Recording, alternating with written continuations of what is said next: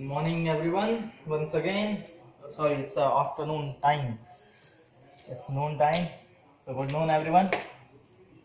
आज की क्लास है टोटल ल्यूकोसाइट काउंट के ऊपर. इसका हम एस्टिमेशन देखेंगे कि हम कैसे इसको करते हैं, क्या रीज़न है इसका करने का. ल्यूकोसाइट के बारे में हम थोड़ा सा ब्रीफ रिवाइज करेंगे और एस्टिमेशन का जो मैनुअल मेथड है, ठीक है, ये जो मैनुअल मेथड है इसका हम वो पढ़ेंगे.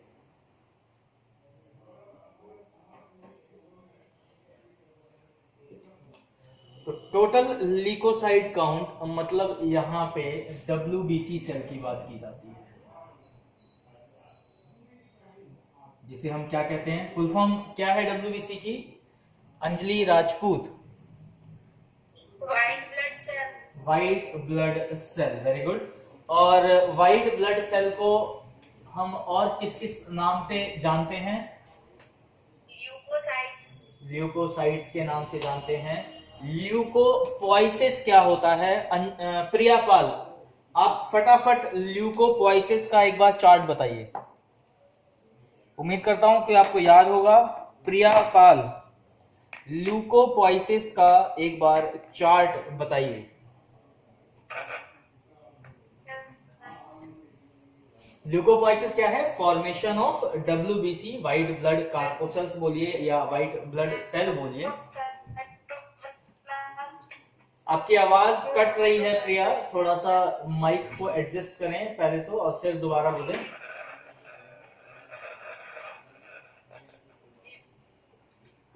हेडफोन अगर यूज कर रहे हैं तो हटा ले हेडफोन, शायद डिस्टरबेंस है उसकी वजह से.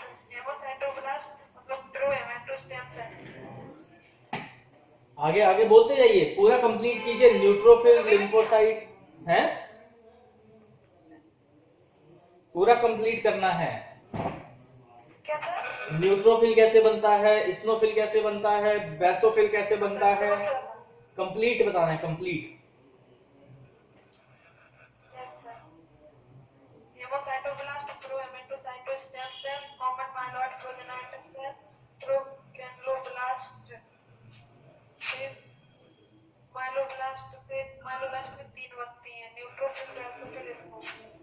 ठीक है, ये तो हो गए फिल. अब मोनोसाइट और ल्यूकोसाइट.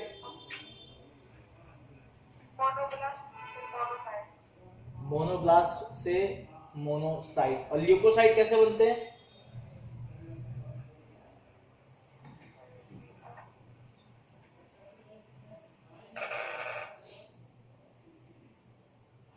ल्यूकोसाइट कैसे बनते हैं?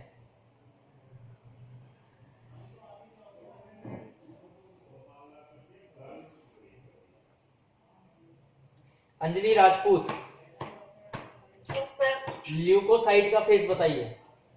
सर पहले हीमोसाइटोब्लास्ट, उसके बाद कॉमन लिम्फोसाइट प्रोजेनेटर सेल्स, उसके बाद लिम्फोब्लास्ट. लिम्फोब्लास्ट से दो सेल्स बनेंगे, small lymphocyte and large lymphocyte. Large lymphocyte को हम नेचुरल लिम्फोसाइट ग्रैन्युलर सेल्स भी बोल सकते हैं. और जो स्मॉल सेल्स हैं वो टू पार्ट्स में डिवाइड होंगे, T cells and B cells. B cells से प्लाज्मा सेल्स. चलिए, वेरी गुड. ये एक बेसिक आप लोगों ने जिन्होंने नहीं पढ़ा था उन्होंने सुन लिया होगा कि ल्यूकोसाइट कैसे बनता है. एक आसान भाषा में अगर बात करें तो सारे ब्लड सेल्स जो हैं वो बोन मैरो से बनना शुरू होते हैं. और स्टार्टिंग जो बोन मैरो में होती है वो रेड मैरो और येलो मैरो की फेज में रहता है. उसके बाद वो एज पर डेवलपमेंट वो अलग अलग कैटेगरी में डिफाइन किए जाते हैं.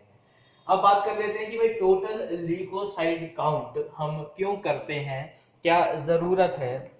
तो टोटल ल्यूकोसाइट काउंट जो है बेसिकली आपके जो डिजीज फाइटिंग सेल्स हैं, ठीक है, जो कि न्यूट्रोफिल, लिम्फोसाइट, इस्नोफिल, मोनोसाइट और बेसोफिल, यानी 1, 2, 3, 4 और 5, ये 5 जो हमारे सेल्स हैं ये हमारे इम्यून सेल्स भी कहे जाते हैं, जो फाइटिंग में, यानी आपके बॉडी पे अगर कोई बैक्टीरिया, कोई वायरस, कोई प्रोटोजोआ या कोई भी हार्मफुल पैथोजेनिक माइक्रो ऑर्गेनिज्म, अगर कोई भी हार्मफुल पैथोजेनिक माइक्रो ऑर्गेनिज्म आपकी बॉडी पे अगर अटैक करेगा तो ये आपके डिफेंडिंग सेल जो कि न्यूट्रोफिल, लिम्फोसाइट, इस्नोफिल, मोनोसाइट और बेसोफिल ही फाइट करते हैं। क्लियर हो गया। इसीलिए जब भी आपके बॉडी का टेम्परेचर बढ़ता है, जब भी आपकी बॉडी का टेम्परेचर बढ़ता है तो आपको न्यूट्रोफिल और इस्नोफिल आपकी बॉडी में, सॉरी न्यूट्रोफिल और लिम्फोसाइट, न्यूट्रोफिल एंड लिम्फोसाइट, ये दोनों सेल आपकी बॉडी में ऑटोमेटिकली बढ़ जाते हैं। ठीक है। या अदर डिजीज कंडीशन पे, इन्फ्लामेशन कंडीशंस पे ये जो इनकी जो नॉर्मल रेंज है, इनकी जो नॉर्मल रेंज है उससे अबव उठ जाते हैं। लेकिन अभी हमें इस कंप्लीट का, यानी इन सारे सेल को मिला के एक जो ल्यूकोसाइट है, हमें उसके बारे में पढ़ना है। तो TLC, टोटल ल्यूकोसाइट काउंट या total white blood cell count के बारे में हमें पढ़ना है। तो क्लिनिकल सिग्निफिकेंस की बात करें अगर, तो जब आपका ल्यूकोसाइट बढ़ जाएगा, अगर आपका ल्यूकोसाइट बढ़ जाएगा तो उस कंडीशन को आप क्या कहेंगे, ये बताएंगे मुझे आसिफ अली। ये मैं पढ़ा चुका हूं एक बार पहले भी। अगर टोटल ल्यूकोसाइट काउंट बढ़ जाता है तो उसकी टेक्निकल वर्ड को हम क्या बोलते हैं, बताइए। आसिफ अली सुन पा रहे हैं?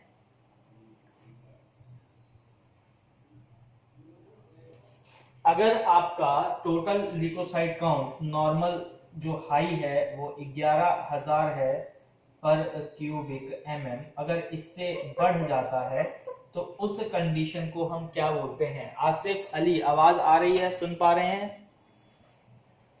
न्यूट्रोफिलिया। बढ़ जाएगा तो क्या बोलेंगे?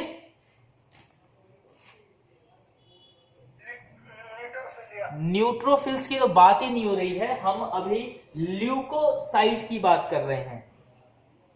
ल्यूकोफिलिया। ल्यूकोफिलिया। एक बार फिर सोचें। मुझे याद नहीं आ रहा, भूल गया। अगली बार करके बता।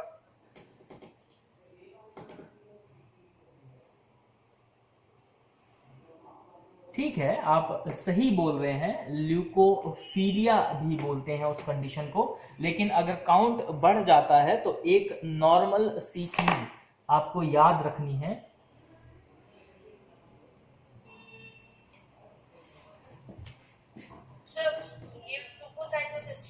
हाँ जी, जो फीलिया वर्ड है वो डीएलसी के लिए यूज किया जाता है।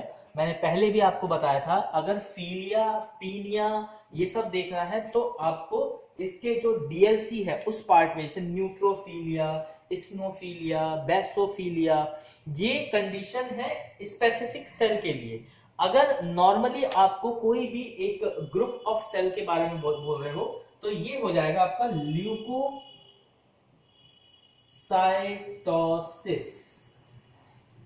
समझ में आया आसिफ?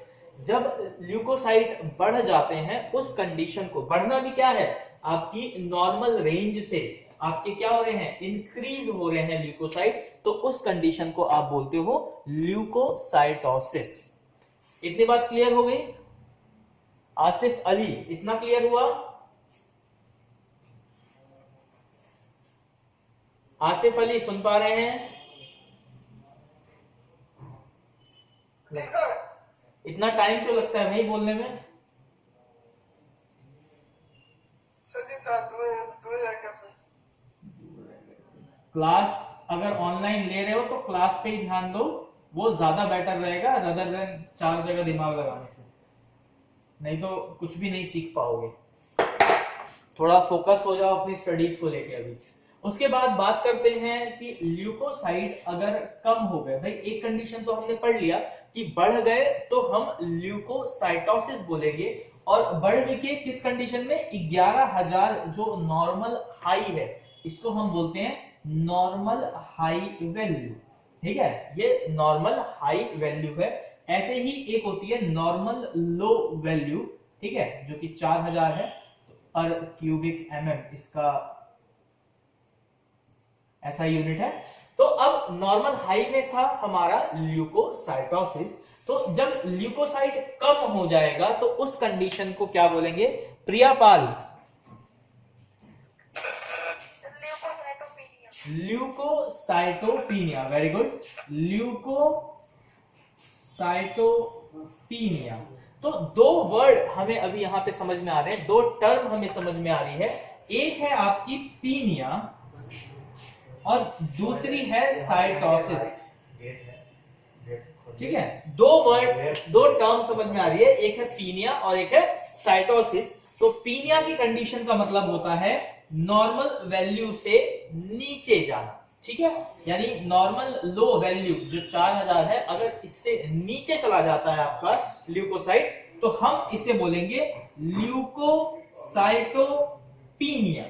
ठीक है, और वही उसी कंडीशन में अगर बढ़ जाता है तो इसको बोलेंगे ल्यूकोसाइटोसिस। क्लियर हो गया? इतना क्लियर हुआ? ठीक, चलिए आगे बढ़ते हैं इसी के साथ। अब बात कर लेते हैं इसकी केसेस ऑफ ल्यूकोसाइटोसिस। ठीक है, अभी तो दो हमने कंडीशन पढ़ी थी, अब हमें पढ़ना है कि भाई कौन कौन से ऐसे केसेस हैं जिसमें ल्यूकोसाइटोसिस होगा और कौन से ऐसे केसेस हैं जिसमें ल्यूकोसाइटोपीनिया होगा।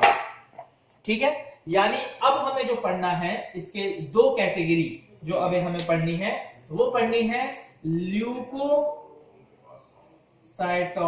के बारे में और ल्यूकोसाइटोपीनिया के बारे में। अब कौन कौन सी ऐसी कंडीशंस हैं जब आपका जो ल्यूकोसाइट है वो बढ़ जाता है और कौन कौन सी ऐसी कंडीशंस हैं जब आपका ल्यूकोसाइट जो है घट जाएगा, कम हो जाएगा। तो कंडीशंस की अगर मैं बात करूं तो सबसे पहली जो कंडीशन है वो है आपका बैक्टीरियल कंडीशन। अभी हम साइटोसिस की बात कर रहे हैं, यानी बढ़ने की बात कर रहे हैं, फिर थोड़े टाइम में घटने की बात भी करेंगे। तो अगर कोई भी बैक्टीरियल इंफेक्शन हुआ, अगर कोई भी आपकी बॉडी में बैक्टीरियल इंफेक्शन हुआ, तो ल्यूकोसाइट क्या होगा, अपने नॉर्मल रेंज से, जो इसका नॉर्मल हाई है, इसका जो नॉर्मल हाई है जो कि 11000 है, उससे ये बढ़ जाएगा। ठीक है, क्लियर हो गया? तो बैक्टीरियल केस में क्या होगा, आपका ल्यूकोसाइट्स बढ़ जाएंगे, यानी WBC सेल्स बढ़ जाएंगे। ये तो हो गई पहली कंडीशन जी। अब आते हैं दूसरी कंडीशन पे, तो वो है वायरल कंडीशन। अब वायरल, नॉर्मली आप वर्ड सुनते भी होंगे कि वायरल कंडीशन क्या है। ये वो कंडीशंस हैं जब आपको मौसम चेंज या कोई वायरल इंफेक्शन हो जाता है जो एक शॉर्ट टाइम पीरियड के लिए भी रहता है। ठीक है, ये इंफेक्शन एक शॉर्ट टाइम पीरियड के लिए भी रहता है। मौसम एनवायरनमेंट चेंज होने से सबसे ज्यादा वायरल इंफेक्शंस होते हैं। ठीक है, सर्दी जुकाम खांसी बुखार ये सब वायरल इंफेक्शन में आते हैं, ये एनवायरनमेंट चेंज होने से होता है। देखो, ऐसा नहीं है कि खांसी बुखार अगर लॉन्ग टर्म से है तो बैक्टीरियल नहीं होगा, हो सकता है वो बैक्टीरियल भी हो। ठीक है, माइक्रोबैक्टीरियम ट्यूबरकुलोसिस की वजह से किसी को खांसी हो रही है तो, लेकिन वो लॉन्ग टर्म का डिजीज है। तो इस दोनों कंडीशन में क्या होगा, आपका जो ल्यूकोसाइट है वो बढ़ जाएगा। अब आ जाते हैं तीसरी कंडीशन पे, तो वो होती है आपकी प्रोटोजोआ। ठीक है, जो तीसरी कंडीशन है वो है प्रोटोजोनल, जबकि मलेरिया सबसे अच्छा इसका एग्जांपल है। मलेरिया में भी आपका जो ल्यूकोसाइट है वो क्या होता है, इंक्रीज हो जाता है। ठीक है, फिर तीसरे के बाद चौथी कंडीशन है वो है आपकी पैरासाइट। इस कंडीशन में पैरासाइट्स क्या है, ये वो ऑर्गन वो है, वो इनफैक्ट सॉरी, ये वो वॉर्म्स हैं या वो फ्लाइज हैं जो आपके ह्यूमन बॉडी यानी अपने ह्यूमन बॉडी को अटैक करती है, और उसके अटैक करने की वजह से आपकी बॉडी जो है वीक हो जाती है, आपका इम्यून सिस्टम वीक हो जाता है। तो इम्यून सिस्टम वीक होता है, क्या मतलब है इसका, कि भाई ल्यूकोसाइट जो फाइटिंग सेल्स हैं वो डेवलप होना शुरू हो जाते हैं। आपकी जो इम्यूनिटी है वो एक, अगर इम्यूनिटी स्ट्रांग है तो डिफेंड कर पाएंगे, अगर इम्यूनिटी वीक है तो डिफेंड नहीं कर पाएंगे।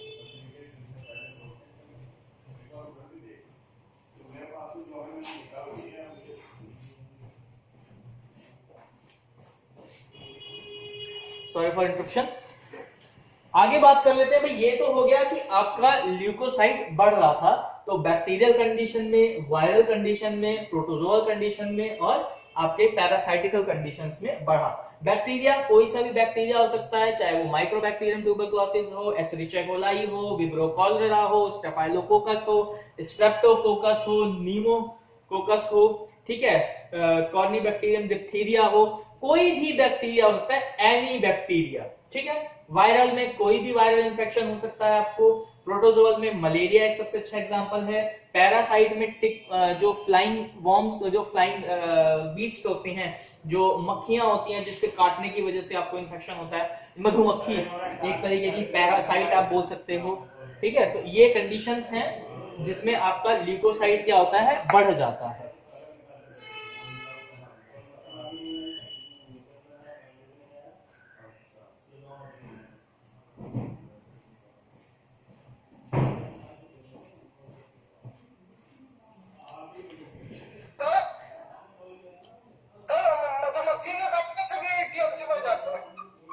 अच्छा एक बात बताओ आसिफ, आपको अभी समझ में आ जाएगा, जब एक बी यानी मधुमक्खी काटती है तो जिस एरिया में काटती है वहां क्या होता है, वहां होता है इन्फ्लामेशन।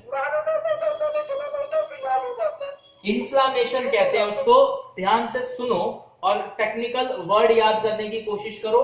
नॉर्मल भाषा हर जगह बोलना और हर जगह यूज करना अच्छी बात नहीं है, तो अभी टेक्निकल चीजें समझो। नॉर्मली आप किसी को समझा रहे हो तो बहुत अच्छी बात है, आप एक नॉर्मल लैंग्वेज में यूज कर सकते हो, बट अगर आप क्लास में कोई चीज पढ़ रहे हो तो कोशिश करो कि आप टेक्निकल वर्ड्स ज्यादा यूज कर सको, जिससे आपको उसको सीखने को भी मिलेगा।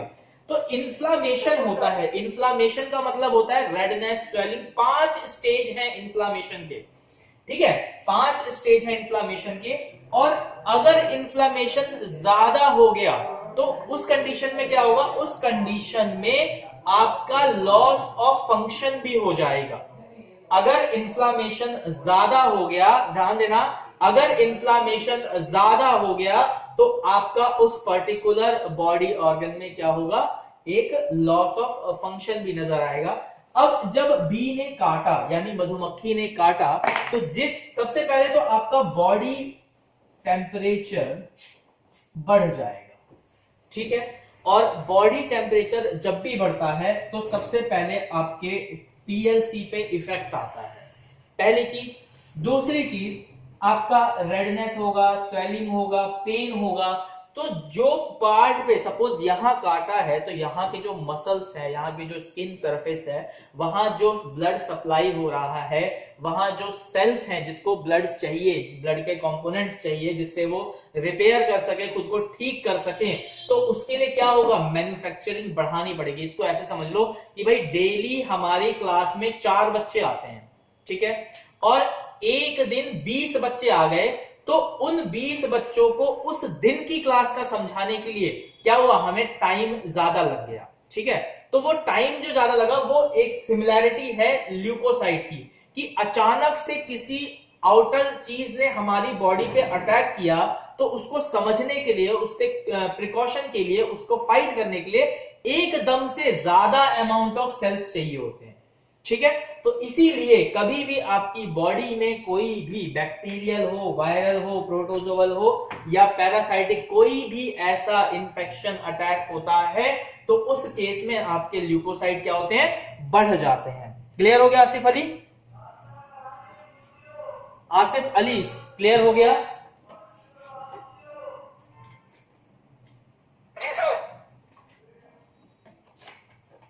अब आ जाते हैं ल्यूकोसाइटोपिनिया। देखो प्रैक्टिकल ये परफॉर्म करना बहुत आसान है, कोई टफ नहीं है, लेकिन इसके क्लिनिकल सिग्निफिकेंस समझना बहुत जरूरी है, क्योंकि आपको प्रैक्टिकल करने के बाद उसके नॉलेज भी होनी चाहिए कि भाई किसी का कम हो रहा है तो वो क्या कंडीशंस में आ रहा है। तो इससे आप एक जो रिपोर्टिंग चलती है कंटिन्यूटी में, भाई आज कराया, फिर कल कराया, फिर परसों कराया, जो आईपीडी पेशेंट्स की रिपोर्टिंग होती है उसकी स्टडीज में आप लोगों को हेल्प करता है। तो ये चीज समझना बहुत जरूरी है क्लिनिकल सिग्निफिकेंस पार्ट को। अब आ जाते हैं ल्यूकोसाइटोपिनिया का। साइटोसिस वाला पार्ट हमारा कवर हो चुका है, आप लोग अच्छी समझ में भी आ गया होगा उम्मीद करता हूं मैं। अब ल्यूकोसाइटोपिनिया मतलब आपका नॉर्मल लो वैल्यू से जब ल्यूकोसाइट कम हो गए। नॉर्मल लो वैल्यू क्या है अपनी यहां पे? नॉर्मल लो वैल्यू है 4000 पर क्यूबिक एम। देखो एसआई यूनिट याद रखना बहुत जरूरी है, क्योंकि अगर आपने सिर्फ 4000 लिख दिया या 4000 बोल दिया, उसके आगे नहीं बोला, तो वो रॉन्ग भी हो सकता है। कोई आगे दूसरा कोई वैल्यू लगा दे तो आपका आंसर रॉन्ग कर देगा। तो इसीलिए एसआई यूनिट साथ में बोलना जरूरी होता है। तो आपका 4000 पर क्यूबिक एमएम इसकी नॉर्मल लो वैल्यू है। अगर उससे कम हो जाते हैं बॉडी में ल्यूकोसाइट, तो आपकी कंडीशंस जो आती हैं, जिसको हम टेक्निकली डिफाइन करते हैं ल्यूकोसाइटोपिनिया से। तो ल्यूकोसाइटोपिनिया की जो कंडीशंस है, सबसे पहला कंडीशन है एज। ये हम सभी को पता है कि जब कोई भी इंसान पैदा होता है, जब छोटी उम्र में होता है, तो वो बहुत जल्दी ठीक हो जाता है कंपैरेटिवली जो ओल्ड एज के होते हैं। इसका एग्जांपल, आपको जब चोट लगती है तो आप जल्दी रिकवर हो जाते हो कंपैरेटिवली अगर आपके कोई ग्रैनीज को चोट लग जाए, यानी दादा दादी नाना नानी जो अबव 60 हैं उनको चोट लगे, तो उनको रिकवर होने में बहुत लंबा टाइम लगता है। तो एज एक सबसे बड़ा फैक्टर है ल्यूकोसाइटोपिनिया की कंडीशन के लिए। इतना क्लियर हुआ? दूसरा कंडीशन है प्रेगनेंसी।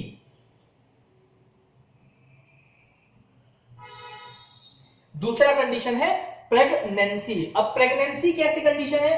तो भाई प्रेगनेंसी में होता क्या है, यॉर्क सेल डेवलप हो रहा है, एक ह्यूमन लाइफ डेवलप हो रही है। तो जो फीमेल है उसको ब्लड की रिक्वायरमेंट ज्यादा चाहिए और प्रोडक्शन उतनी हो नहीं पाती है, और वो ब्लड जो है एम्बिलिकल कॉर्ड के थ्रू एक जो नया लाइफ जो जनरेट हो रहा है उसको रिक्वायरमेंट होती है, वहां चला जाता है। तो उस कंडीशन में भी जो आपके ल्यूकोसाइट्स हैं वो वीक पड़ने लगते हैं। ठीक है, तीसरी कंडीशन की बात करते हैं, तो वो है हाई टेम्परेचर। अब आप बोलेंगे कि सर हाई टेम्परेचर का क्या मतलब हुआ? तो हाई टेम्परेचर का यहां मतलब होता है बॉडी के अंदर के टेम्परेचर की बात की जा रही है, बॉडी के बाहर के टेम्परेचर की नहीं। अगर आपकी बॉडी का टेम्परेचर बहुत ज्यादा हाई है, कहते हैं ना डॉक्टर कि भाई बुखार ज्यादा हो तो ठंडी पट्टियां रखो, ठीक है, बुखार नॉर्मल भाषा में बोलते हैं कि बुखार सर पे नहीं चढ़ना चाहिए, ये नॉर्मल लैंग्वेज में यूज किया जाता है कि भाई बुखार सर पे नहीं चढ़ना चाहिए। इसका साइंटिफिक या इसका टेक्निकल चीज क्या है? टेम्परेचर हाई नहीं होना चाहिए बॉडी के अंदर। और बॉडी के अंदर टेम्परेचर हाई कब होता है? जब कोई भी ये कंडीशंस आती हैं। तो ये क्या है? वाइस वर्सा में कंडीशंस चलती हैं। आपको चोट लग गई, बहुत ज्यादा ब्लड लॉस हो गया, तो भी ल्यूकोसाइटोपिनिया की कंडीशन हो सकती है। आपको चोट लगी और आपका बॉडी टेम्परेचर हाई होने लगा, रिकवरी के लिए हाई होने लगा, तो जो सेल का टेम्परेचर है लाइफ जिंदा रहने के लिए वो बढ़ गया। वो बढ़ गया तो क्या होगा? सेल डीनेचर्ड होना शुरू हो जाएंगे। इसका एग्जांपल है, अगर मैं आपको गर्मी में राजस्थान की तपती हुई रेत पे भेज दूं तो क्या होगा? आपकी स्किन बर्न बहुत ज्यादा फास्ट हो जाएगा, बर्न जलने लगेगी स्किन बहुत ज्यादा। और वही मैं -8 -9 -6 पे भेज दूं तो भी सेल्स डेड होने लगेंगे। तो इससे क्या समझ में आ रहा है कि जो हमारी बॉडी सेल्स को एक टेम्परेचर चाहिए, अगर उससे हाई या उससे लो हो गया तो दोनों कंडीशन में जो सेल हैं वो डीनेचर होने लगेंगे, जिसकी वजह से जो आपका ल्यूकोसाइटोपिनिया कंडीशन है ये सरवाइव करना शुरू कर जाएगा। फिर है प्राइमरी बोन मैरो डिस्प्रेशन, ठीक है, यानी बोन। उसके बाद चौथी कंडीशन आती है बोन मैरो की। अब बोन मैरो की क्या कंडीशन है जी? तो ये समझो कि बोन मैरो से तो बन के आ रहा है सेल, अगर वहीं पे कोई इफेक्ट आ जाए, पोलियो, जो पोलियो के पेशेंट होते हैं, आपने देखा होगा भाई एक लेग या एक हैंड, कोई भी एक बॉडी का पार्ट नॉर्मल ग्रोथ नहीं होती है उसमें, तो वो क्या है, वहां जो ग्रोथिंग सेल के पार्ट्स हैं वो वीक हो गए, मैन्युफैक्चरिंग वीक हो गई है या एक्यूरेट नहीं है। तो उस कंडीशन में भी आपके जो WBC सेल्स हैं वो भी क्या होंगे, कम ग्रो होंगे, यानी पीनिया की कंडीशन में ल्यूकोसाइटोपीनिया आपको देखने को मिलेगा। ठीक है, और लास्ट कंडीशन इसमें आ जाते हैं हम, एक और कंडीशन होती है जो एनीमिया। अब एनीमिया समझना बहुत जरूरी है क्योंकि एनीमिया बहुत सारी केसेस में होता है। ठीक है, और पीनिया और एनीमिया का बहुत तगड़ा रिलेशन है, ये भी याद रखना। जहां पे भी वर्ड पीनिया आएगा वहां पे वो जरूर एनीमिक होगा। इसका रिलेशन पीनिया और एनीमिया का बहुत तगड़ा रिलेशन है, बहुत तगड़ी बॉन्डिंग है। कहीं पे वर्ड कोई पीनिया आ गया मतलब समझ जाओ कि वो एनीमिया से ग्रसित है। अब एनीमिया भाई कौन कौन सी बात होती है, कौन कौन सी चीजें, तो एनीमिया का मतलब होता है कुछ सामान जो आपकी बॉडी में चाहिए वो कम हो गए, जैसे आयरन, मैग्नीशियम। ठीक है, तो ऐसे ही और भी है, ऑक्सीजन, हीमोग्लोबिन। तो ये क्या चीज है, ये एनीमिया को डिनोट करते हैं। तो आयरन डेफिशिएंसी एनीमिया हो गया, मेगैलोब्लास्टिक एनीमिया हो गया, सिकल सेल एनीमिया हो गया। ठीक है, सिकल सेल एनीमिया मतलब आरबीसी का जो साइज होता है वो डीनेचर्ड या डिफरेंट हो जाता है। तो ऐसी बहुत सारी कंडीशंस हैं जो आपको एनीमिया में पढ़ने को मिलेंगी। तो ये एक ओवरव्यू है कि भाई ल्यूकोसाइटोसिस और ल्यूकोसाइटोपीनिया में हमारी क्या क्या कंडीशंस देखने को मिलती हैं। इतना क्लियर हो गया सबको?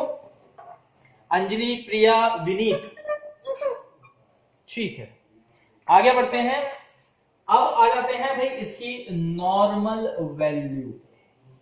भाई ये तो पढ़ लिया हमने कि चलो ठीक है भाई, आरबीसी सॉरी आपका ल्यूकोसाइट बढ़ भी रहा है, घट भी रहा है, उसके हर एक नाम भी हो गए, कंडीशन भी हो गए। तो जी अब नॉर्मल वैल्यू की भी बात कर लो। तो नॉर्मल वैल्यूज, नॉर्मल रेंज बोलिए या नॉर्मल वैल्यूज बोलिए। तो हम जब कंडीशंस पढ़ते थे तो उसमें देखा था हमने कि भाई एक एज फैक्टर भी था, एक प्रेगनेंसी फैक्टर भी था, ठीक है, एक डिजीज फैक्टर भी था। तो इसका मतलब एज फैक्टर था तो एज के ऊपर नॉर्मल वैल्यू जरूर डिफाइन की गई होगी। तो एडल्ट, अब जो 4000 और 11000 का हम नॉर्मल लेके चल रहे थे वो किस में है, तो वो है जी एडल्ट में। अब बात कर ले कि भाई ये एडल्ट है क्या। तो एडल्ट जो आपके 18-19 से ऊपर हैं और 40-45 साल तक जाते हैं, ठीक है, 45-55 साल तक जो जाते हैं वो एडल्ट हो जाते हैं। ठीक है, बड़े जिन्हें हम बोल जाते हैं बड़े लोग। ठीक, उसके बाद आते हैं एट बर्थ। तो एट बर्थ क्या है जी, यानी जो बच्चा पैदा हुआ है। तो एट बर्थ की अगर नॉर्मल रेंज की बात करूं मैं तो 10,000 से 25,000, ठीक है, पर क्यूबिक एमएम इसकी नॉर्मल रेंज, बच्चा जब पैदा हुआ है। ठीक, उसके बाद बात कर लेते हैं चाइल्ड, चिल्ड्रन की। अब चिल्ड्रन में क्या किया हुआ है, एज कैटेगरी डिवाइड कर दी है। तो एज कैटेगरी के हिसाब से हो गया 1 से 3 ईयर के बच्चे। ठीक है, 1 से 3 साल के बच्चे की बात करें तो 6,000 से 18,000 मिस्टेक है, 6,000 से 18,000 के यानी 1000। जब हम के लिखते हैं इसका मतलब होता है 1000। ठीक है, याद होगा ना भाई, सीआर लिखते हैं तो करोड़, के लिखते हैं तो 1000, एल लिखते हैं तो लैक्स। ये याद है कि नहीं याद है? हाँ भाई सर याद है। ठीक है, या वैसे भी मैं लिख देता हूं, लो इंटू 10 की पावर 3। तो 6,000 से 18,000 पर क्यूबिक एमएम। ये हो गई आपकी 1 से 3 साल के बच्चे की। अब जी 1 से 3 साल भी हो गए, क्या और भी चेंज होता है? तो हाँ जी बिल्कुल होता है। तो 4 साल से 7 साल के बच्चे में भी होता है। तो 4 साल से 7 साल के बच्चे की बात कर ले तो 6,000 से 14,000। तो देख रहे हो थोड़ा थोड़ा घटता जा रहा है। क्या हो रहा है, सबसे पहले ज्यादा था, नॉर्मल हाइट बहुत ज्यादा था, फिर थोड़ा कम हुआ, फिर थोड़ा और कम हुआ, ठीक है। फिर और आगे बढ़ सकते हैं जी, हाँ बिल्कुल बढ़ सकते हैं। तो 8 साल के बच्चों से और 12 साल तक के बच्चों का, तो 8 साल से 12 साल के बच्चों का देखा जाए तो वो क्या है जी, तो वो है 4000 से 4000 से 12000।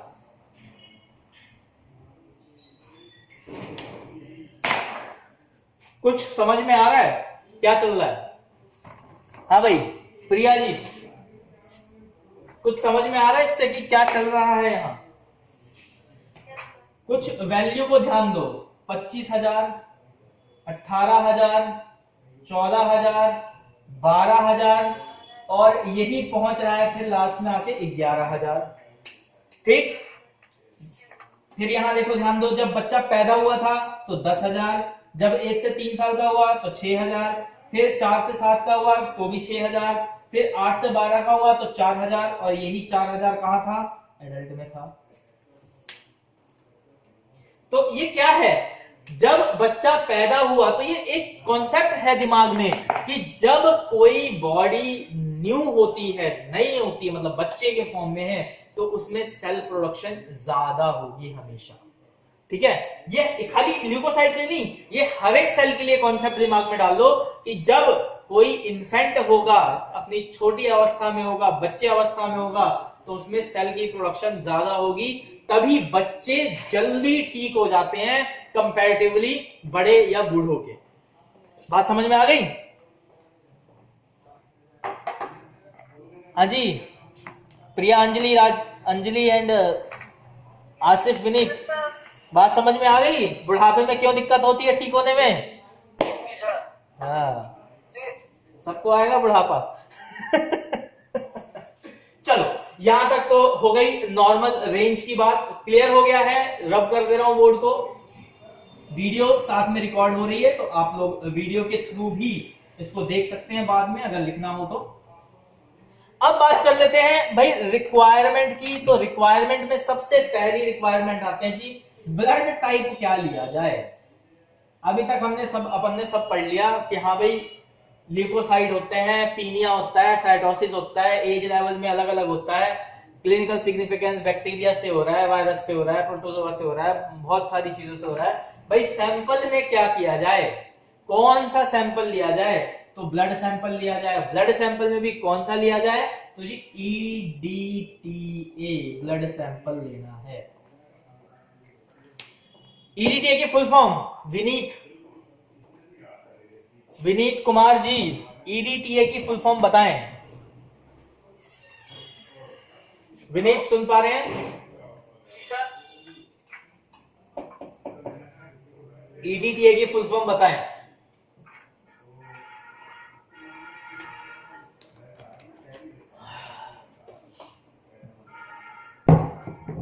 बहुत शर्म की बात हो जाएगी अगर आज के डेट में EDTA की फुल फॉर्म नहीं बता पाए तो।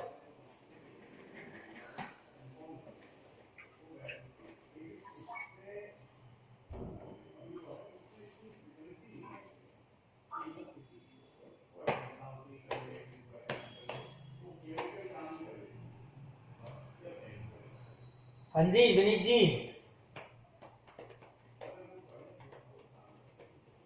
EDTA की फुल फॉर्म